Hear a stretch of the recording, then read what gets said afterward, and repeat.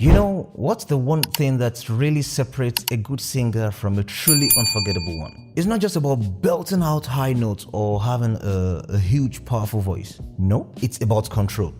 It's about precision and really a deep connection to the music. And today, we're going to unlock the secrets to that control, starting with the very foundation of your voice. So what's the secret? Is it just raw talent you're born with, or maybe years and years of expensive lessons? Well, the answer might actually surprise you. It's a skill that any singer at any level can learn and master. Let's break it down. Okay, here's a roadmap for this journey. First up, we're going to tackle the absolute foundation. That's the quest for pitch. Then we'll play detective and diagnose some common vocal issues. After that, we'll reveal the ultimate solution for the issues. And here is a hint. It actually starts with your ears. From there, we'll get into the fun stuff, that is the unlocking your vocal range. And we'll finish it up with the singer's toolkits you can start using literally today. Alright, first up, the quest for pitch. You really have to think of this as the absolute bedrock of singing. I mean, every beautiful tone, every powerful high note, every emotional phrase, all of it is built on this one fundamental skill. And the skill is what we call pitch accuracy. So what exactly is pitch accuracy? Well, it's the ability to hit a note right on the money. Not a little too high, that's what we call singing sharp, and not a little too low, which is known as singing flat. It's about being perfectly, precisely in tune. Every single note has a specific frequency, and our job as singers is to match it perfectly. And that is why it's so critical. You could have the most powerful, beautiful sounding voice in the entire world, but without pitch accuracy, it all just sounds, disorganized. It's the fundamental difference between actually making music and just making noise. And you know, the impact of pitch gets even bigger when you're in a group. In a choir, for example, harmony is everything.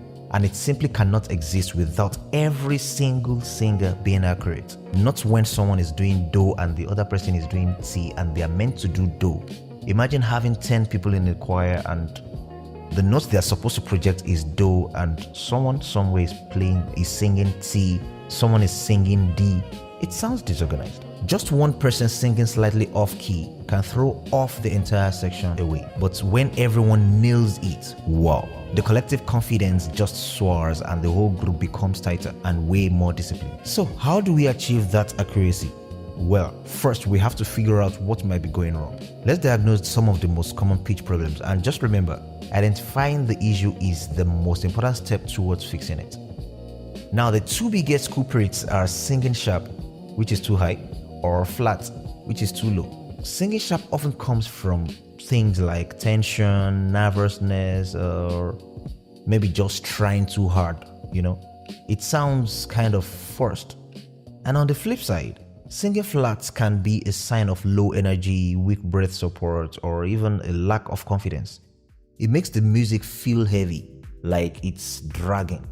Do either of these sound a little familiar to you? And then there is this one other sneaky little habit, sliding or scooping into notes. This is when you don't land directly on the note, but you kind of slide up to it from below, like you want to say do or oh, and you're like, oh, yeah, something like that. Now, sometimes it can be a stylistic choice, but when it's unintentional, it just sounds unpolished and shows a lack of control. The goal is to land on that note cleanly and precisely right from the start. Okay, so we have identified the problems now. What's the fix? Is it more breathing exercises, more vocal warm-ups? Actually, the solution is much more fundamental, and it starts not in your throat, but right between your ears. Welcome to the world of ear training, guys. This right here is the big moment for so many singers. Just let it sink in for a second.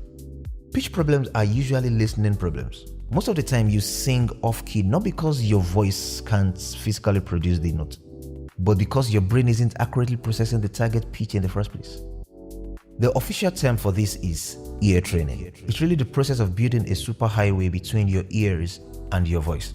You are teaching your brain to truly understand the language of music so that your voice can speak it fluently without an accent, so to speak. The core principle is just this simple. Look at it here. The signal has to be clear before you can produce it, right? Think of it like this. Your ears perceive the target. and your voice is the arrow. If that target is blurry, you are never going to hit the bullseye. It's that simple. So ear training is what brings that target into sharp focus. So what does this practice actually involve? Well, it's a progression of skills. You start with the most basic thing, which is simple pitch matching. You hear a note and you sing it back. Easy enough. From there, you build up to recognizing intervals, then understanding chords, and eventually you'll be able to hear an entire melody and reproduce it accurately. Here's a handy little cheat sheet that connects the problems right to their solution. If you are singing sharp, the fix is usually about relaxation and breath control. If you find yourself singing flat, just focus on your energy, breath support, and posture. And if you are sliding into notes, just make sure that you practice landing on them cleanly. And now, to fix the root cause of poor listening, the only answer is consistent daily ear practice with a reference like a piano or an app. So once you have mastered pitch, a whole new world opens. Now we can start expanding our instruments. Let's talk about unlocking your vocal range and really exploring the full playground of your voice. Your vocal range is simply all the notes you can sing, from the very lowest to the very highest without straining. It includes your powerful lowest chest voice and your lighter, higher head voice. And the goal is to be able to move smoothly right between them. I love this way of thinking about it. Look at it this way. Your voice is an instrument and your range is its keyboard. The more keys you have access to, the more songs you can play, the more colors you can paint with, and just the more expressive you can be as an artist. And the benefits here are huge. A wider range isn't just about showing off some impressive high notes.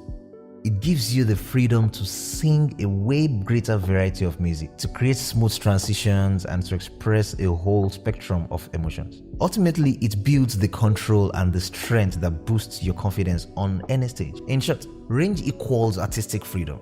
Alright, we've covered the why and the what. Now let's get into the how. This final section is your personal toolkit, a concrete, actionable plan to start making these improvements right now. And here is your action plan. Think of it as your fun homework. We are just talking 10 to 15 minutes of daily ear training with an app or keyboard. Add in 5 to 10 minutes of simple range exercises like skills. And the most important part, when you practice your song, record yourself. But don't listen for how good you sound. Listen specifically for your pitch accuracy. This simple but consistent routine is the absolute key to unlocking everything we have talked about today. So that brings us to the final question. Your voice isn't just some fixed object. It's a playground with slides and swings and monkey bars you might not even know are there yet. Mastering pitch and training your ear is the key that unlocks the gate. But the only question left is, are you ready to go explore it?